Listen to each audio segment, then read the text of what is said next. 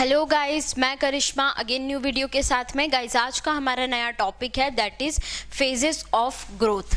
मतलब ग्रोथ की कितनी फेजेस होती है, कितने फेजेस में ग्रोथ को डिवाइड किया गया है और पर्टिकुलर फेज के अंदर क्या क्या फंक्शंस परफॉर्म होते हैं।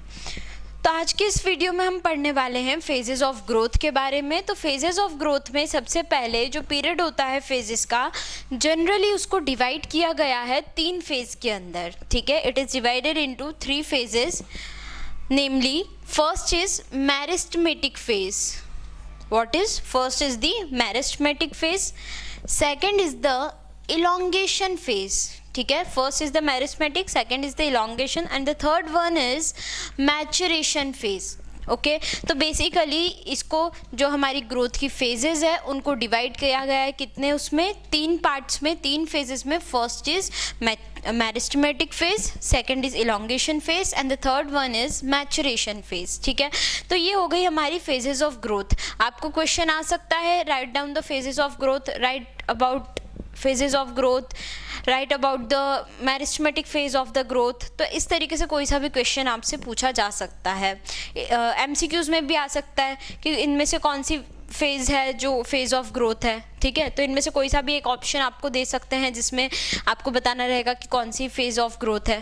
तो इस तरीके से इसमें से क्वेश्चंस बन सकते हैं। ठीक है, तो यहाँ पर हम बात करते हैं मेरिस्टेमेटिक फेज़ की। सबसे पहले तो सबसे पहले मेरिस्टेमेटिक फेज़ की अगर मैं बात करूँ तो the constantly dividing cells both at the root apex and shoot apex. ठीक है, मतलब कि जो रूट के एपेक्स पे और शूट के एपेक्स पे जो भी सेल्स कॉन्स्टेंटली डिवाइड करते रहते हैं या डिवाइड होते रहते हैं, उन सेल्स का जो फेज़ होता है उस फेज़ को नाम दिया है मेरिस्टेमेटिक फेज़। मेरिस्टेमेटिक फेज़ क्यों दिया है? क्योंकि जो सेल्स होते हैं, मेरिस्टेमेटिक सेल्स या मेरिस्टेमेटिक टिश्यूज़, वो क्या करते हैं, एक तरीके से प्लांट की ग्रोथ करवाते हैं।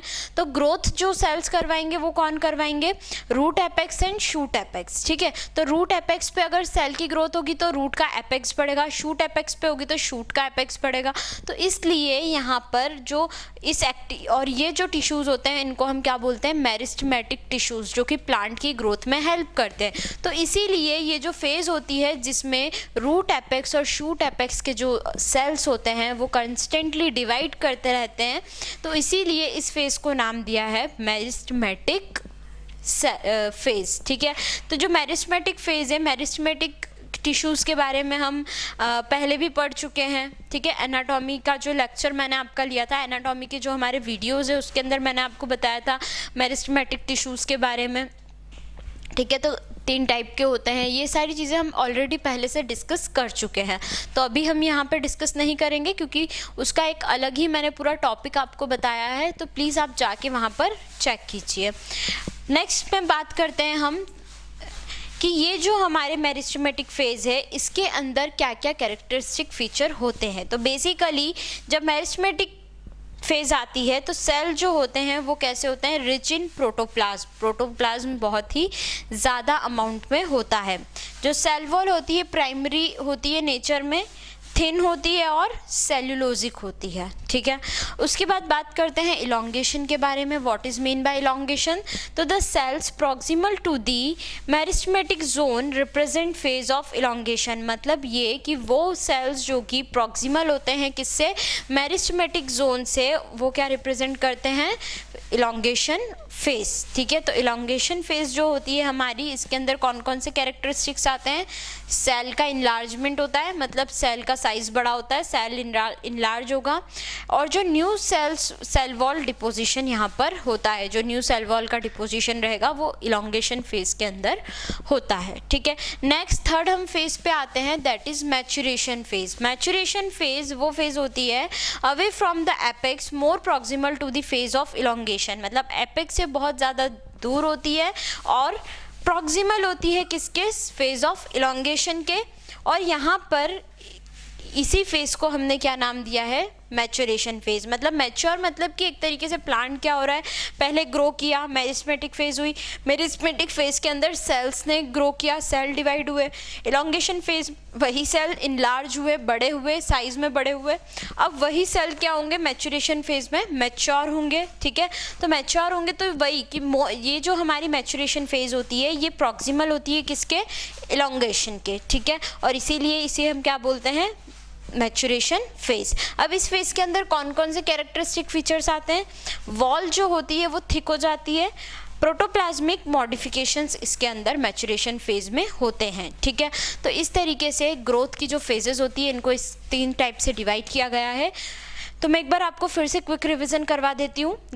हम पढ़ रहे थे फेजेस ऑफ ग्रोथ के बारे में। तो फेजेस ऑफ ग्रोथ के बारे में सबसे पहले मैंने आपको बताया था कि generally it is divided into 3 phases. First is meristematic, second is elongation and the third one is maturation phase.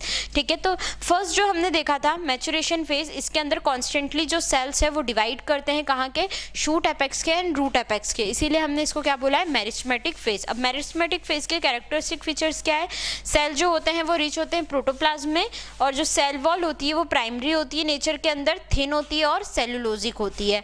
बात करते हैं इलॉन्गेशन फेज की, तो जो सेल्स होते हैं proximal to the meristematic zone represent phase of elongation.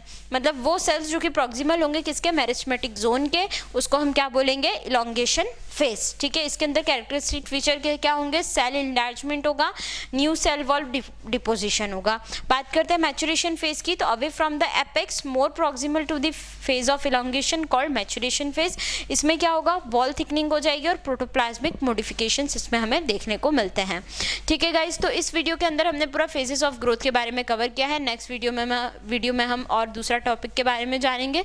इस video के अंदर आपको कोई भी डाउट आए प्लीज़ कमेंट कीजिए। हमने ऑनलाइन होम ट्यूशन भी स्टार्ट किया है, मोर इन्फॉर्मेशन के लिए डिस्क्रिप्शन में चेक कीजिए। Thank you so much.